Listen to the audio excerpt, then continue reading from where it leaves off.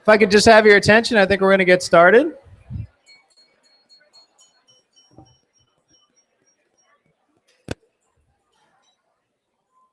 I was told I should keep this intro short, which is it should work out well because I can barely see over the podium.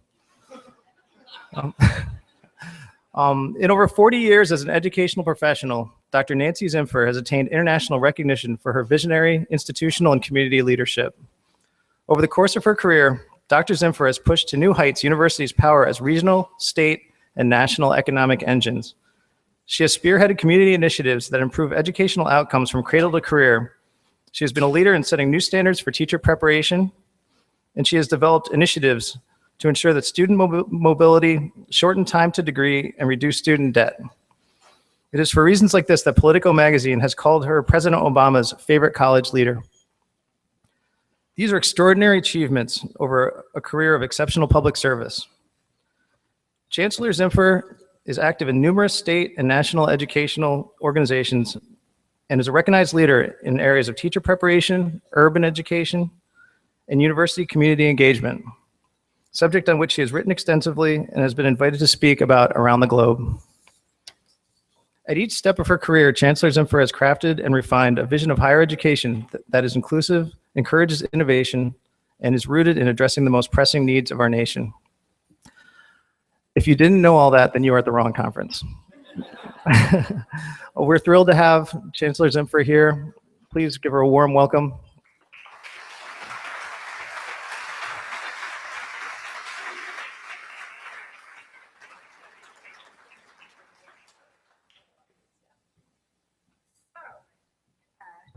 Good evening, everybody. I think that the plan Dan and company hatched was that I would talk and things would be served and people would be dining.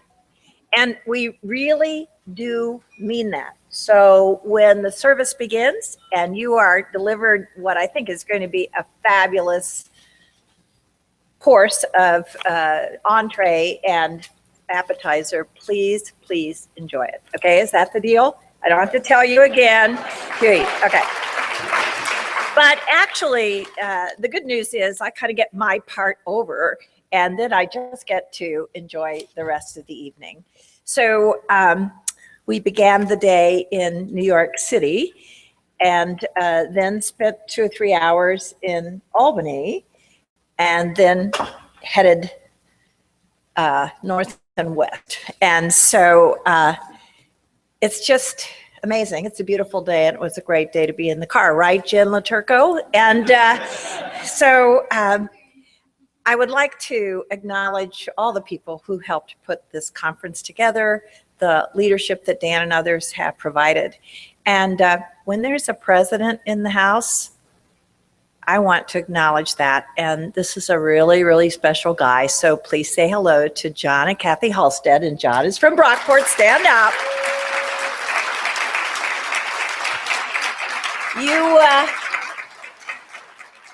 You make the Brockport family happy just by taking the time to come and join us tonight. So I think it's really, really special that you're here. Thank you. And I'm seated next to Stephen Johnson, whom you are going to hear more about, my good friend from Cornell. I think, Steve, that every time I went to the Capitol building with you, with Charlie, with President Skorton, I really felt that Cornell wanted SUNY's success as much as it wanted success for this marvelous land-grant college that we all call our own. And I have said in so many forums, if imitation is the finest form of flattery, I want SUNY to be just like Cornell. So I just thank you, and I'm so glad that everybody is honoring you. Now, I have a message, and it's full of bells and whistles, so I think you're really going to enjoy it. And it is a message that I hope will carry all of us forward, not just tomorrow, but frankly, over the next 5 years. But by personal request, I was asked to say a little bit about Cuba. So it doesn't exactly fit into the message I'm bringing, but if you're curious, I'm going to fill your curiosity.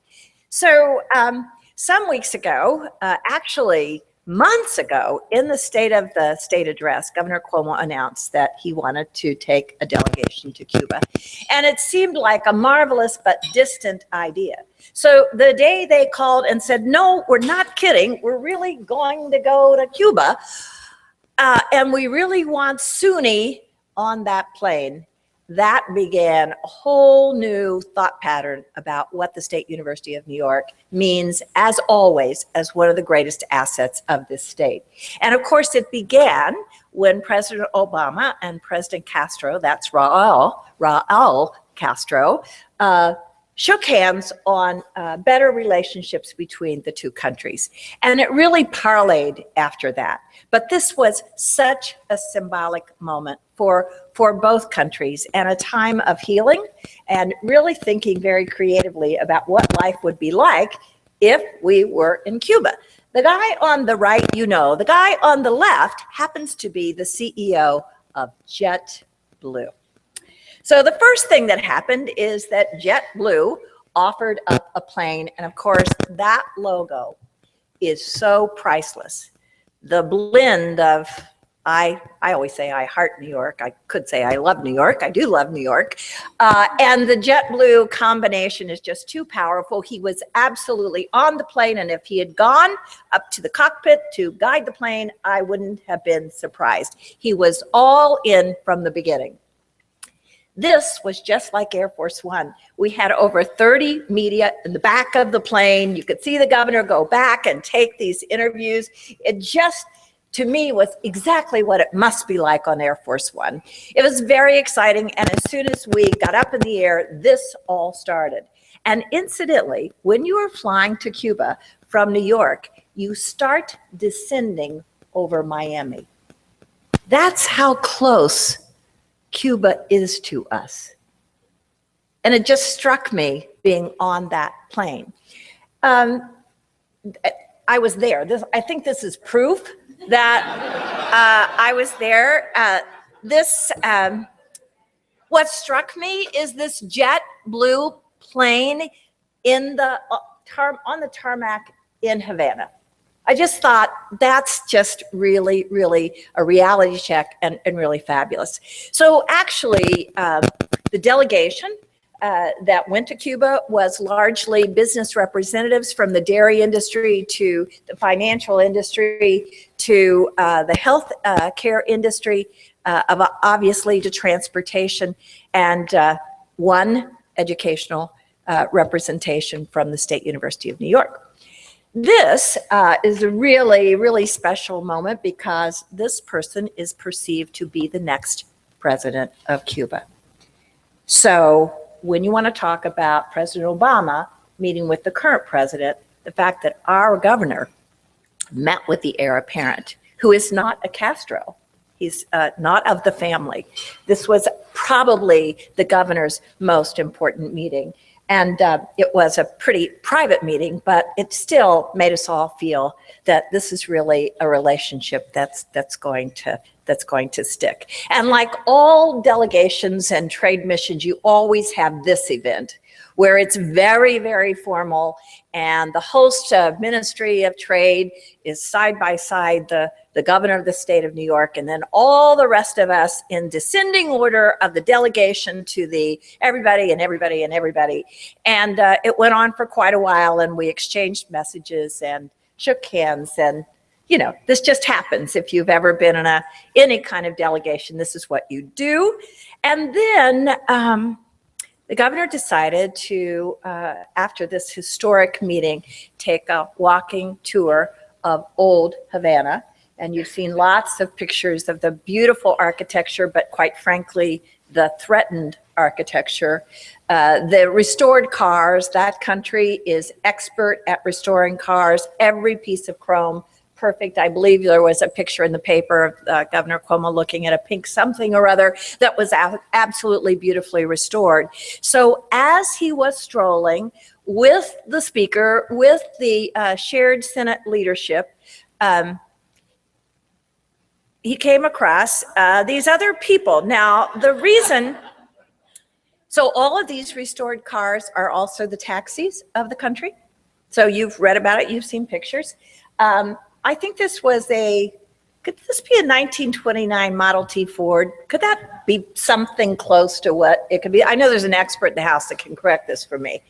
That said, the most valuable assist I had on this trip is the gentleman to my left, and his name is Jose Buscaglia. He is a Latin American professor at the University of Buffalo. He has been taking students, our SUNY students, to Cuba for 20 years, and he has totaled over 400 SUNY students studying in Cuba. So we actually got to the old part of Havana for our walking tour in this lovely car, and then probably, notably, the highlight of this, did I say day and a half trip to Cuba? Did I mention the day and a half? Which I thought was very abrupt until we did it, and then I thought I couldn't go another day. I was exhausted. These are SUNY students. They are studying in Cuba through a program at the University at Albany. But there were a couple of students from other campuses around our SUNY family, and even a student from Duke who got her placement to Cuba through the University at Albany. So it's really a cool thing. And they were so excited about their experience and the families with whom they were living, and I'm sure they have bonded forever and will have reunions. And Jose Buscaglia, our professor from UV, was absolutely masterful. He knew so much about what their experiences were, and of course made me feel right at home. And lo and behold, the governor happened into this group of students. Just totally coincidental. And he and Speaker Hastie and the joint leadership of the Senate had an opportunity to find out what district these students were from, and many of them were represented by our legislative leaders and the governor. It was just, I think for all of us, it was absolutely a highlight.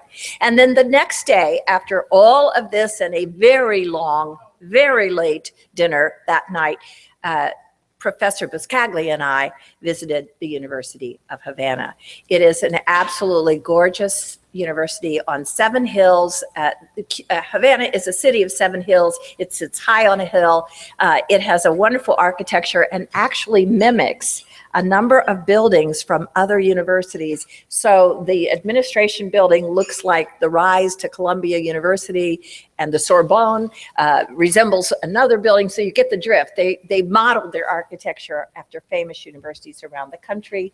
We exchanged respect and promises of further delegations. This is the vice rector of the University of Havana, someone that Professor Buscaglia knew very well. We came home with a memorandum of understanding that we are reviewing and hope to sign for increased student exchanges, faculty exchanges, research. Really a great effort all the way around. That's Cuba. So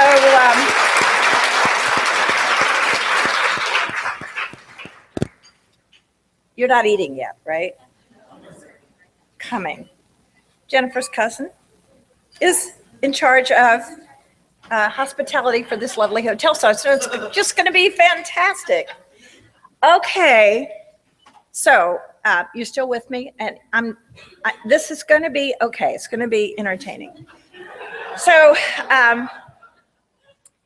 and you are such the perfect audience. If I had asked for the combination of alumni directors, development directors, communications directors, government relations directors, this is the story we have to tell to our donors, to our alumni, to our public policymakers, and quite frankly, to our entire public. Now, not to put too much of a burden on you, but we have a new director of communications at SUNY Central. It's Sherman Jewett. He's here tonight. Sherman, stand up so everybody can meet you. So, You know, the interesting thing for Sherman is this is one of the first times that you'll hear the message and you have witnesses and a total audience of people who are going to help us do this. Okay. One of the things we do at the State University of New York is we begin our school year, not in September, not in August, but in January, when the governor gives his State of the State address. And then shortly thereafter, he gives his budget address. Our thought 5 years ago is let's wedge ourselves right in there between the State of the State and the budget. That way we can pick up on the governor's vision. And then when we get to money, we can say, you know what, Governor, we can do that. So give us all the money and we'll all be very, very happy. So this year we did something really, really special. We sort of took off the gloves and we said, you know what, Governor, there is something we can do at such magnitude that nobody else will be able to touch New York. We are going to change the equation on the number of students who complete their degree at SUNY. This last May, like yesterday, we graduated a total of 93,000 students. And here's our pledge. By 2020, we're going to take that number to 150,000 graduates. So, how in the world are we going to do that? Well, we're going to model our behavior after those who have gone before. Especially, unless I skipped the video, did I? If I hit this, especially the message from this president. No? We're not doing President Obama. President Obama came all the way from Washington to Buffalo and to Binghamton to announce that the United States of America by 2020 will be first in the world for the number of adults with a college degree. So you think going from 93,000 to 150,000 is a big deal? Try 60% or more of Americans, adult Americans with a college degree. So that's a pretty big, audacious goal. It's the goal that we align with because we think that we can be a driver in first in the world. And certainly this is something that Secretary Duncan has said as well. We need to be more accessible. We need to be more affordable. We need to be more accountable. They called this the Iron Triangle, but sometimes they change it around into we have to be high quality, we have to be accessible, we have to complete. There's a lot that goes into this triangle. In fact, one of my favorite columnists is this guy named Frank Bruni, who said, you know, for higher education with all the cuts and the downsizing and the priorities around healthcare and K-12, we are really in a very tricky spot. Balancing our challenges with our opportunities is really tough work. And really, this phrase I like the most. I know you can read, but you're eating. We must make college practical, but not excessively so. Lower its price without lowering its standards. Increasing the number of diplomas attained without diminishing not only their currency in the job market, but the fitness of the country's workforce. It's sort of like, no problem, we can do that, but it's hard. And so we're thinking a lot about how to make it easier for us to get to 150,000 graduates by 2020. And here's the guy that I think has the solution. This is Tom Friedman. This is The World is Flat.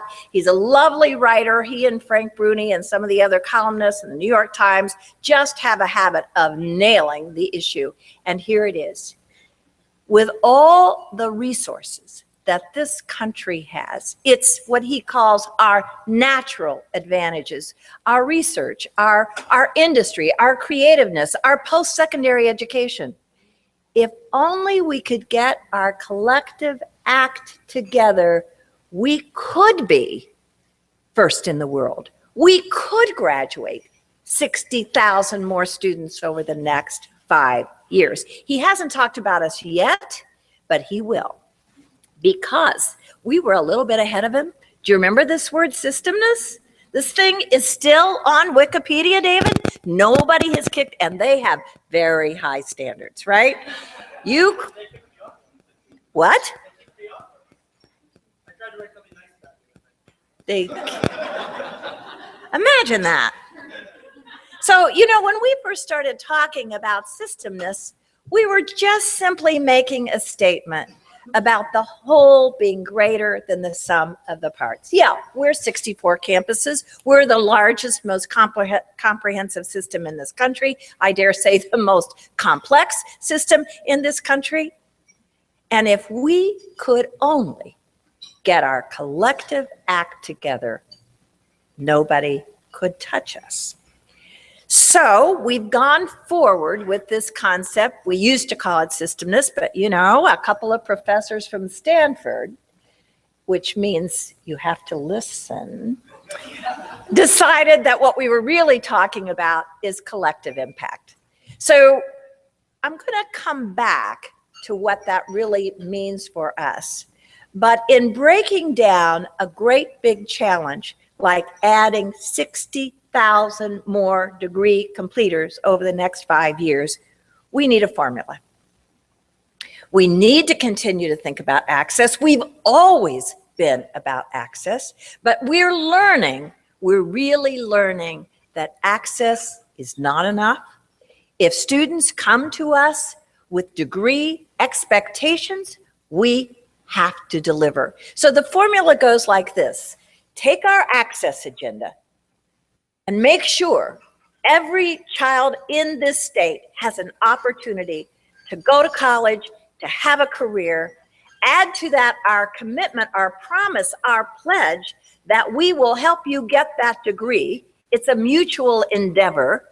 And then we added one more aspect to our formula, that if we could get you that degree and give you enough applied learning opportunities, we could probably help you get a job, or send you on to graduate school. That'd be okay too. Or send you home to raise a family. If that's your priority, that's what we'll help you do. So here's our formula. Access plus completion equals success. Now the fun starts.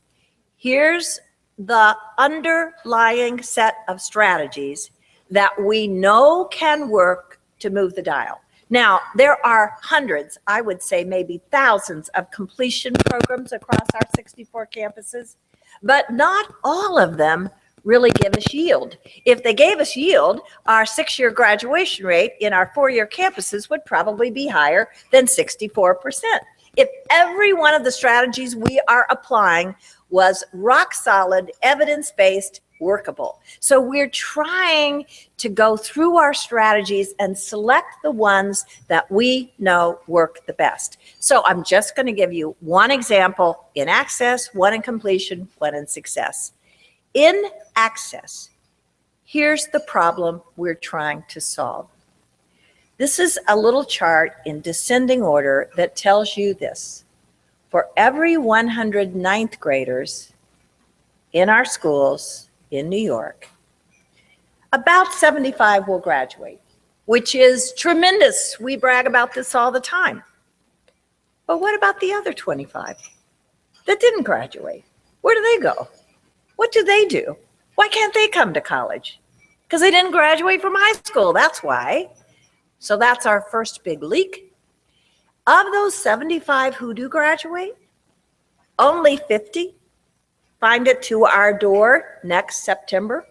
So we've got another leaky problem. Half of that 9th grade pipeline is gone now. You know how much we care about freshman to sophomore retention, John. How many times do you say that to your campus? 30 what? 37. Don't take me so literally. You get the point. And here's the kicker. Of those 100 ninth graders, the best we can hope for is that 23 of them end up in some 6-year time frame with a baccalaureate degree.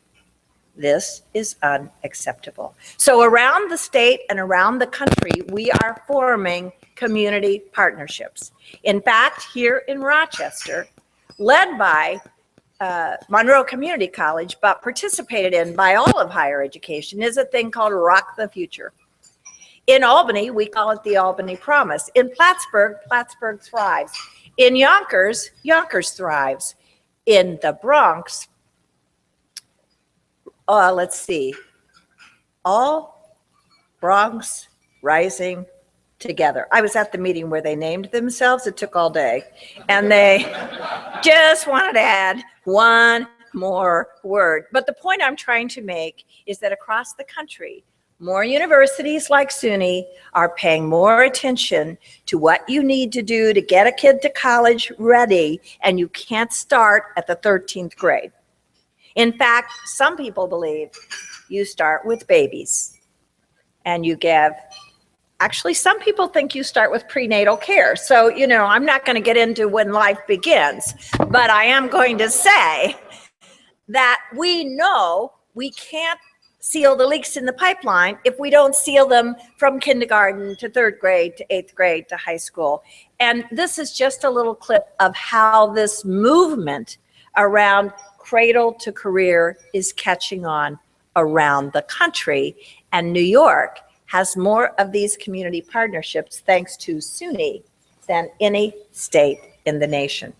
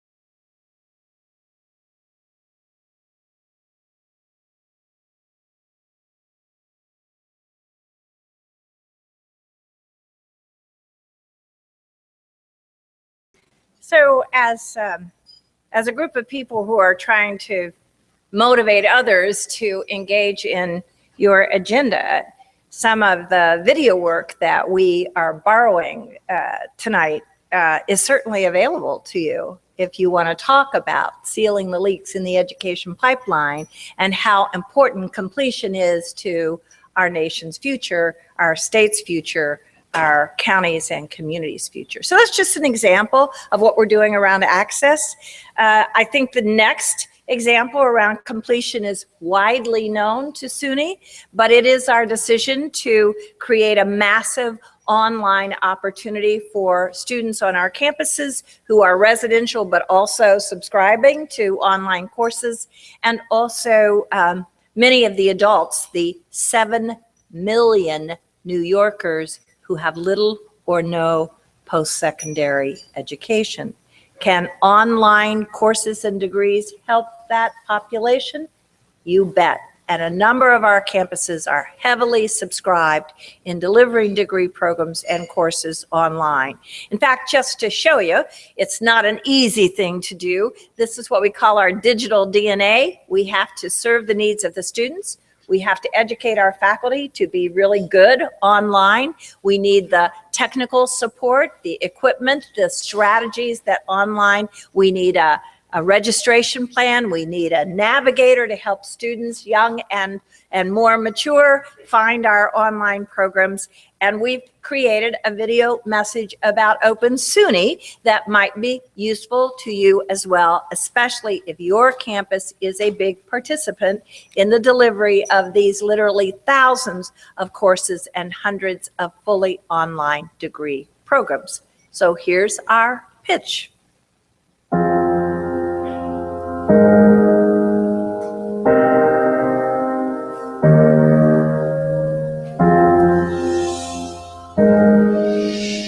More than 11 million people in New York State have the need for high-quality higher education. Whether we meet their needs has consequences for New York State, for their communities, for them. But today, learners come with real lives, children, jobs, aging parents, homes, community ties. And they need real access to higher education with strong chances to complete a degree and succeed. They need education that is flexible and fits into their lives. Education with the right supports and experiences along the way that helps them complete a degree and open career opportunities. The world has changed too. With today's technology, online education is more flexible and effective than ever. It can reach and engage learners on their terms. Across the nation, other universities are moving aggressively to address the rapidly growing potential and promise of online education. Fortunately, SUNY is positioned well to raise its aspirations to provide high-quality online-enabled education.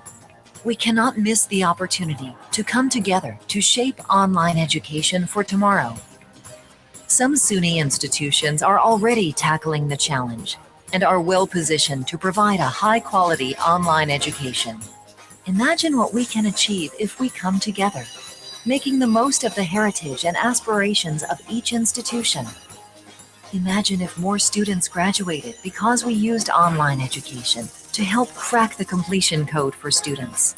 Imagine if prospective students could easily find the online SUNY program that is right for them. Imagine if every New Yorker had access to a high-quality, affordable SUNY degree, regardless of where they live or their ability to be on a campus. Will you open the doors to expanding student access?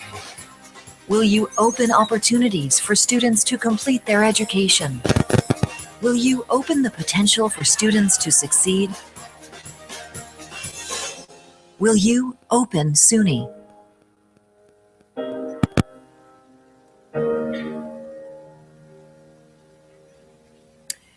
So the thought with Open SUNY, in addition to this big adult population that we think can partake, even if they're working all day or all night, this is something that can come right into their home. We're also thinking that this online opportunity fits well into Finish in 4 or Finish in 2, because if you're missing that last course that saves you a semester of tuition, and we can give it to you from a neighboring or even a distant campus that is operating this system, we should be able also to help move the completion dial. Again, just one example of A plus C, and now let's look at S.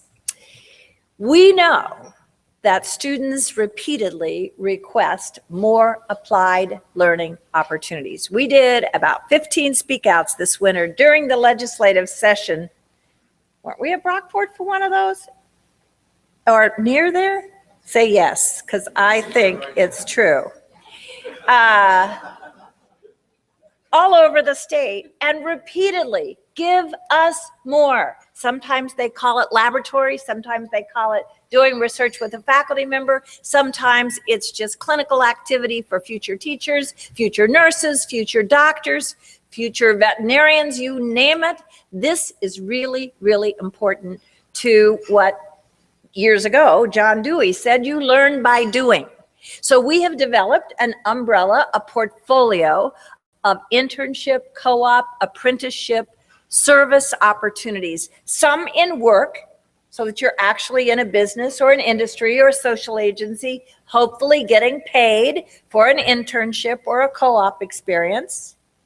We also have always valued civic responsibility and engagement, so service learning, courses with service learning, volunteer opportunities in our communities, lots of opportunities for public service, and then increasingly serving in an undergraduate research experience or in a laboratory or an entrepreneur's business in one of our startup companies that's coming to your campus. We only have 465,000 students who want one of these applied learning opportunities. So one of the things we're working on is an electronic matching system where we know the companies that are interested in interns. And by the way, we hire a lot of interns, don't we, David? At SUNY Central. And you have interns on your campus. So we are actually not only trying to provide this for all of our students, but we are a site ourselves for interns. And I think this is could be a culminating video. I never quite know what's coming next, but this is sort of how we talk about applied learning. It's a tough job market, and without experience, it's hard to find a position right out of college anywhere. I've been working for 2 months, and I've learned so much more than I could ever have thought. What co-op allows you to do is take the questions and topics that you learned in school and find out how they apply to the real world. I'm going to stay on a project-by-project basis, but it seems also, again, like an opportunity I can't pass up. We treat our co-ops as employees. We really plug them right into the team. They have responsibilities within the groups. The people that we've had join us are technically excellent. They are highly marketable and will be very relevant in the marketplace, and they've been a tremendous asset to us. The students returning from professional experience enrich the classroom by bringing that experience to the classroom. Employers benefit from co-op relationships because we're able to fill gaps in our staffing challenges. I strongly encourage my students to consider cooperative experience because it'll enable them to see how the things that they're learning in college will apply directly in a job. In my case, I was fortunate enough in that I was offered a full-time position after my appointment. I think one of the best benefits to co-ops is that they make connections with people who work in the industry that they would like to work in. So, access plus completion, career success. A simple, obvious, but hard to achieve formula against a number, 150,000 graduates by 2020. How in the world are we ever going to get that done? And here's where collective impact comes in. If we can continue to reinforce how invaluable it is when we work together as a system, we can achieve this goal. We can likely even surpass this goal. So there is a little formula. Enter the Stanford guys again. They went around the country. They looked at things that were working to improve water quality, to reduce teenage pregnancy, to get more kids into college and career ready. And they divined a simple 4-part strategy. Number 1, get the right people at the table.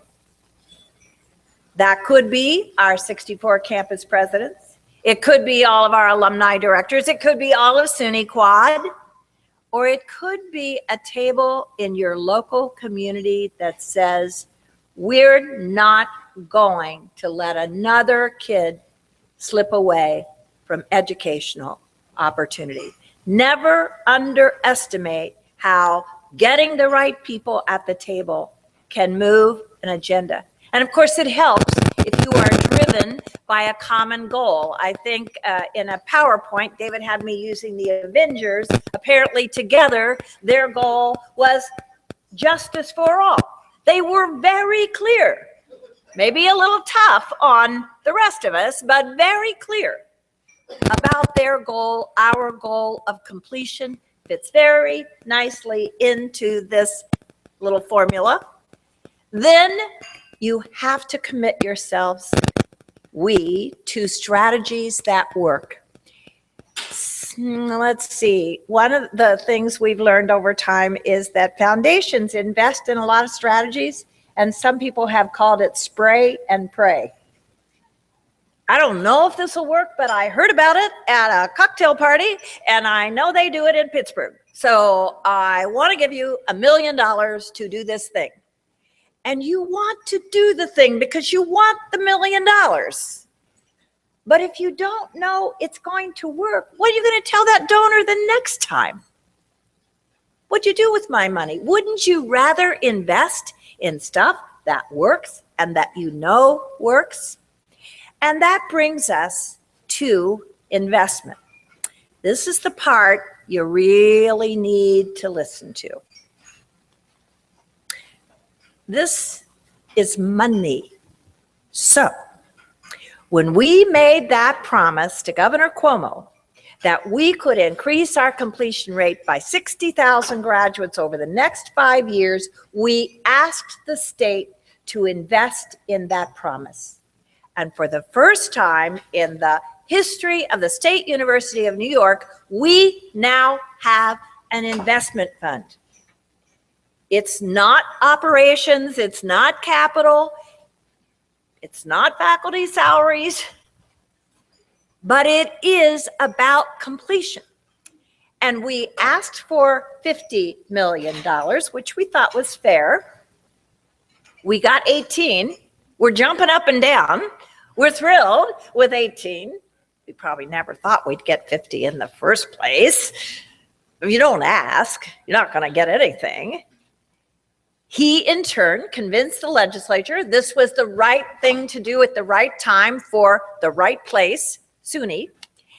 And what this chart is telling you is that in addition to the 18 million set aside, in this case for the state-operated campuses, we found a way to dial in the community colleges and to dial in other revenues that we already have that commit or can commit over time to the completion agenda.